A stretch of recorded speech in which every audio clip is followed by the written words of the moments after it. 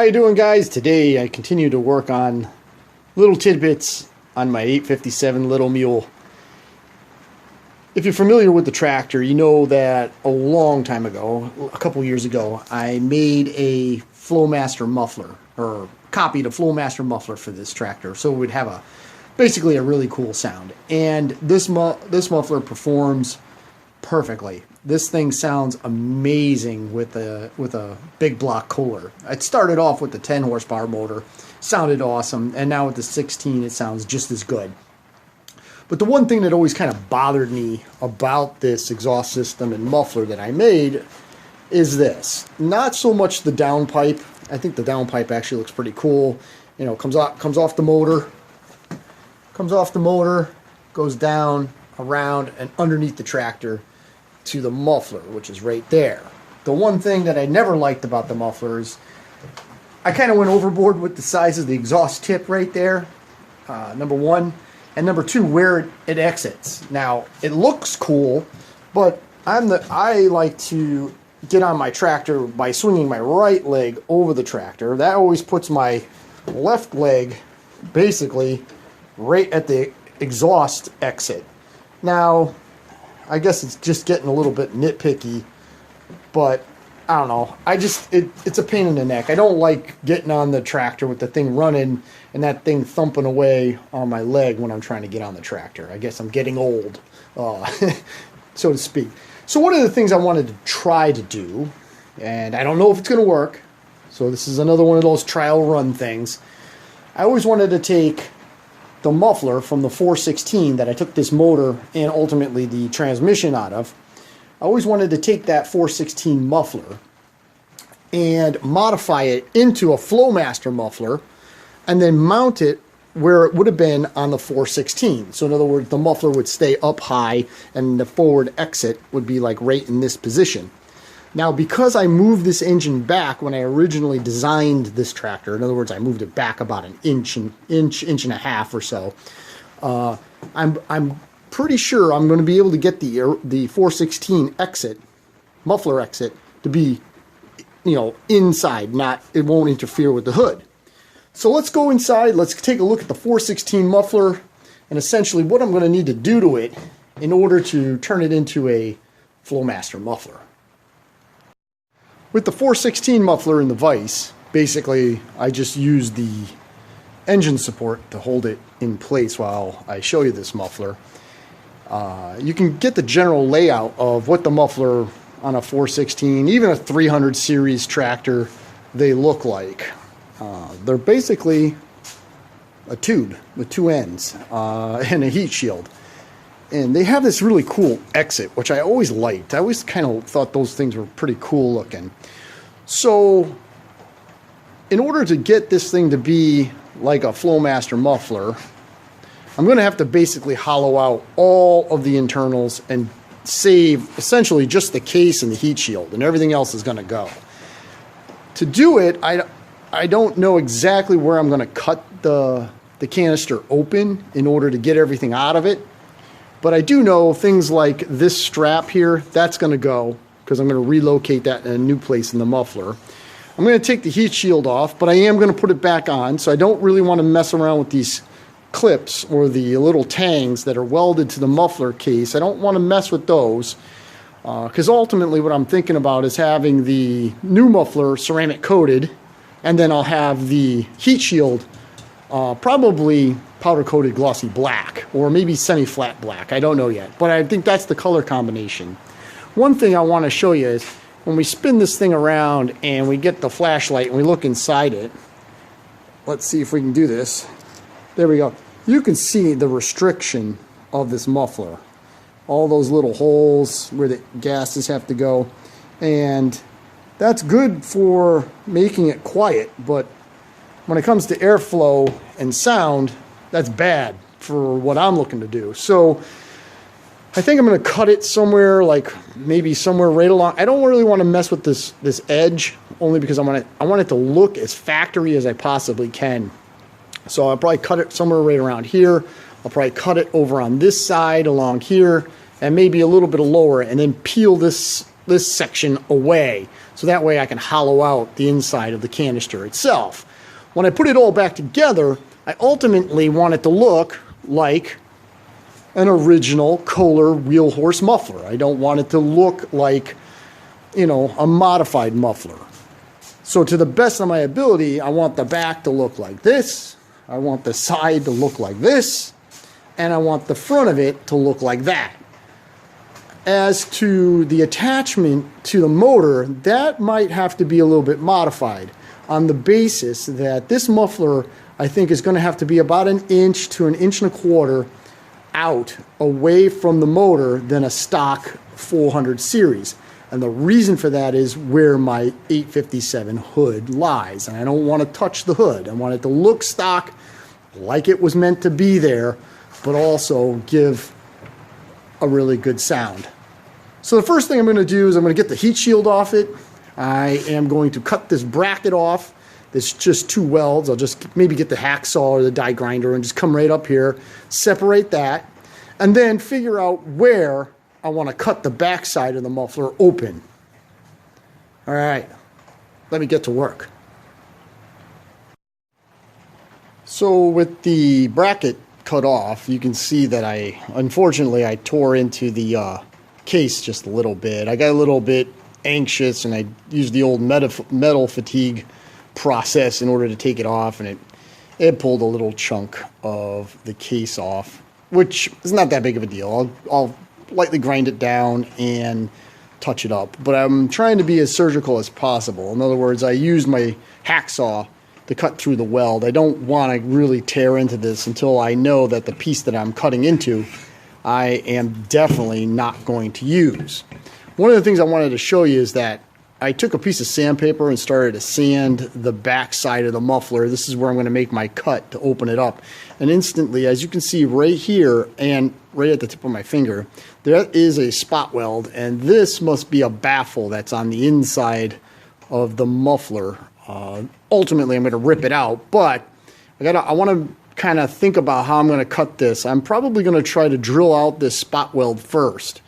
And then I'll make my layout where I want to make my cut to get the back side of this muffler off. But before I go tearing into it, I'm going to probably drill that spot weld out. I'm going to sand it down a little further to see if there's any other spot welds that my piece that I'm going to remove is going to be in the way. One thing that's nice is the lower seam is nice and solid. I took my body hammer, which is like right here, and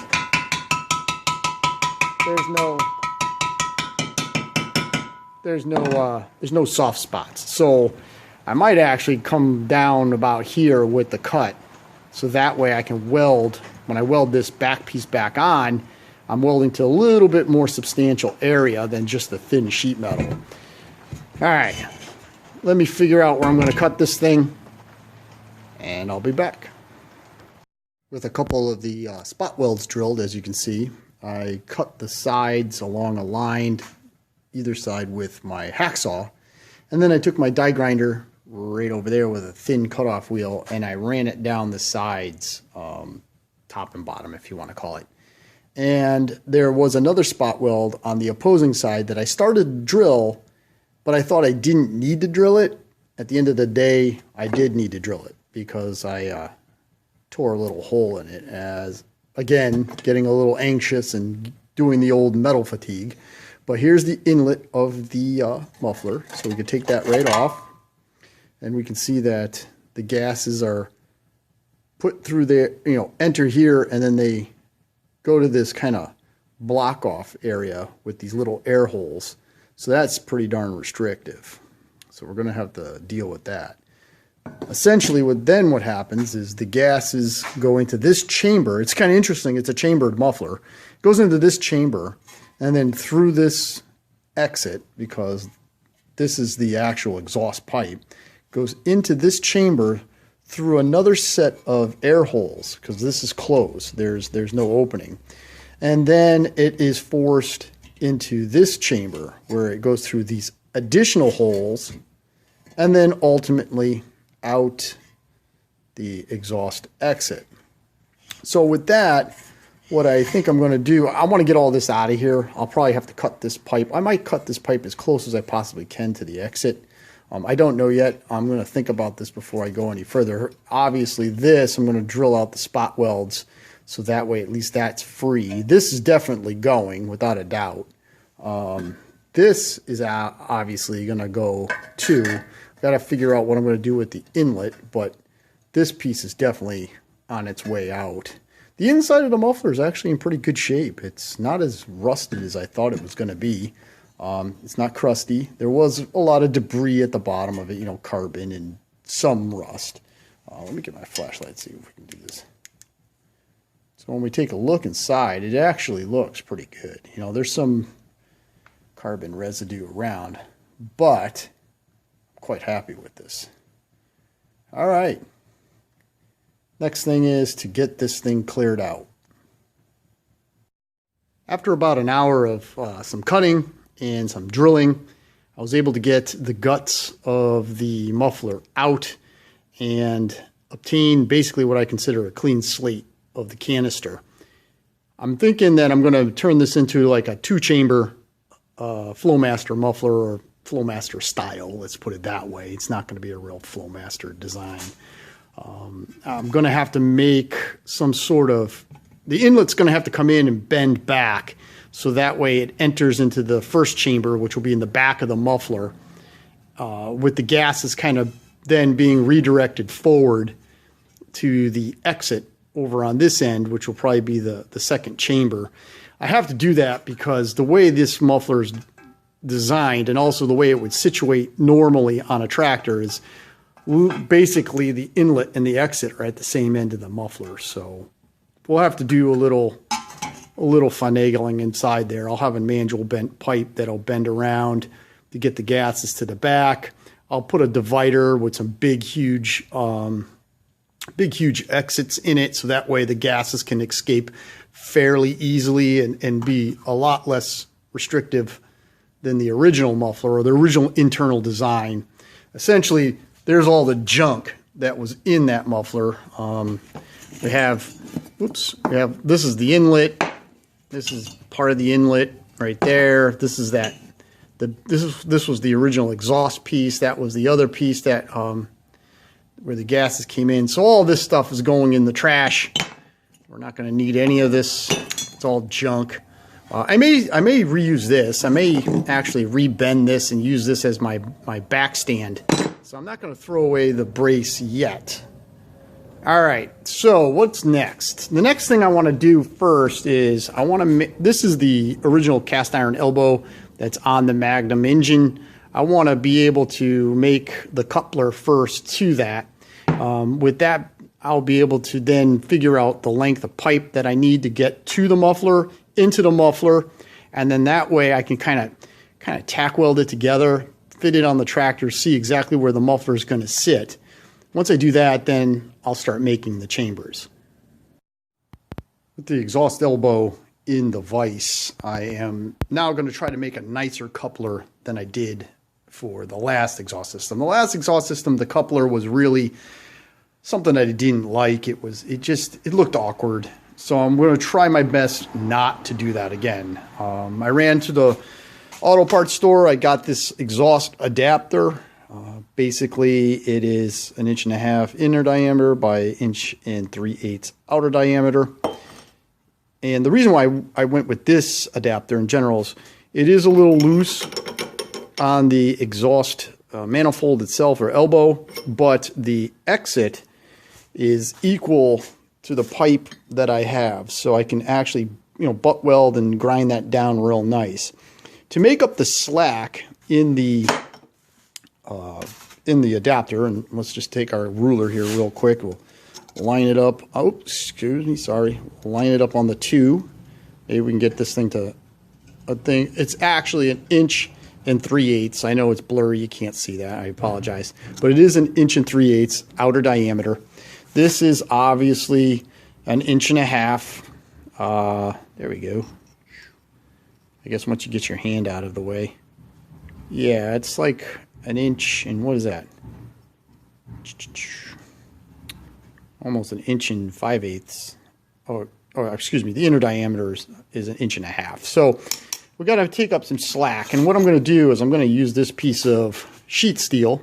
I'm going to form it to fit the inside of this adapter. Now that won't take up the whole amount of slack, but that'll take up a vast majority of it because I don't want it to fit super tight onto the exhaust elbow. What I want to do is I want to get this thing in place. I'm going to tack weld it, drill a couple holes and spot weld it into place, and then I'm going to cut 4 slits in the adapter. That way when I put my band clamp on, it'll crush this down and it'll actually make it fit nice and tight. So with that, let me get the forming. Let's get it inside and see how that fits. After a few minutes of cutting and just forming the sheet steel around the exhaust elbow with my torch, I was able to come up with this as a sleeve, which actually doesn't look that bad. And when we slide it on, there is a little bit of play, but that's also because it isn't squeezed in. I'm going to try to do this with one hand, so just bear with me. If I push that in, seat it all the way down to the neck down, I guess if you want to call it. Okay, so that way it fits in there nice. It actually came out pretty good. Fits pretty good. I can go ahead and slide it onto the exhaust. Now, there's just a little bit of play. As you can hear, there is some resistance, but it's not flopping around, and that's what I want, because I'm going to basically, where's the crack in this? There it is. Okay, so let me get my hand out so it'll focus for us, and there it is. So basically what I'm going to do is I'm going to make 4 slits, one here, one here. I'm going to use the slice in the adapter there and there, and that's going to give me my crimp. I'm also going to probably in this section down here, okay, because my slices aren't going to come all the way down. They're only going to come down maybe about 1/2 inch to 5/8 of an inch. So that way when I put my band clamp on, it'll just squeeze the outer edge. I'll put 4 spot welds here. I'll drill a hole through the outer adapter here, here, and here, kind of between my cut slots. I'll spot weld that in so that way it's all in place. And then that way, when I put it on, I can put my band clamp right up against the edge, tighten it down, and that should seal it nice and tight. All right, so let me get the drilling. Let's get the slicing. I'll spot weld this in, and we'll take a look at the finished product. And I'll probably call this video done for today, and we'll get back on this muffler at a later date. So let's get to work. There it is, all set and ready to go. I got the inner sleeve in it. It's been spot welded in 4 places between my slits here. Came out pretty good. The slits are 7/8 of an inch long because this is the stainless steel band clamp that I'm going to use. Unfortunately, this band clamp is a little small. I guess the pipe that I made for the other muffler was a smaller diameter than this. So what I'm going to have to do is this little sleeve, I'm just going to take this apart, pull off the cap, cut the sleeve down just a touch, so that way I can get a little more throw out of the band clamp. It'll be more than acceptable. The slits are in place. They should just, I'll have the band clamp right at the edge, crimp that right down. That should seal it up real nice on the exhaust elbow. So let's take it outside to the little Mule, see how it fits, see how it looks, and the general layout of where the muffler is going to go. Okay, with the original little Mule exhaust off, it's right there on the floor underneath the 1056. You can see this is, I'm running a I'm running a stock Magnum 16 cast iron exhaust elbow. We have the adapter I just made. It slides on. It is a little loose, but I'm not too worried about that because I can always tighten it up by bending the tabs in a little bit. Plus, once I put the clamp on, that should take care of everything. So let's go ahead and close the hood. We'll latch it down. There it is. I got good hood clearance, so we shouldn't have any issues with the hood getting too hot or anything to that effect. I mean, worst case scenario, I could put a header wrap around that piece of pipe right there, right near the muffler if I wanted to, just to protect it a little bit more. But overall, I'm real happy with the way that laid out. The next thing I want to show you is here's the Magnum 16 original muffler from a 416, and that's the muffler obviously we're going to use, or I'm going to use. And I think I'm going to move, the exhaust port is supposed to be like right here, and I don't think that looks very good, so I think I'm going to move it so it sits more in this position on the tractor. I think it's going to look a lot better. Actually, it's going to be more like in this position because I will have the original heat shield on the muffler too. So the muffler will be all ceramic coated. It'll be all nice and shiny silver. And then I think the heat shield I'm going to do in glossy black. So that should look, so it matches the wheels. I think it's going to look pretty good. But overall, I'm real happy with the way this is, because in this position, I'll have plenty of room around the hood. Everything will look clean. Should sound good because it's going to have a nice thump like the original little Mule muffler. It's going to be safer because, you know, with the muffler underneath the tractor, you know, there was oil from the motor dripped on it from time to time. And a little bit of grease from the steering also dripped on it from time to time. So it'd be like a little bit of a smoke show, so to speak. And that was starting to bother me, including where the exit of the exhaust was. But it's always trial and error. We'll see how this works out. I think for today, that's about it. Thank you very much for watching. Thank you for all your support. If you enjoyed the video, please give it a thumbs up. If you like these kinds of videos of little small engine projects and transmissions, please subscribe. Click the bell so you know that I posted up a new video for your mild amusement. And as always, guys, have a great day and thank you very much.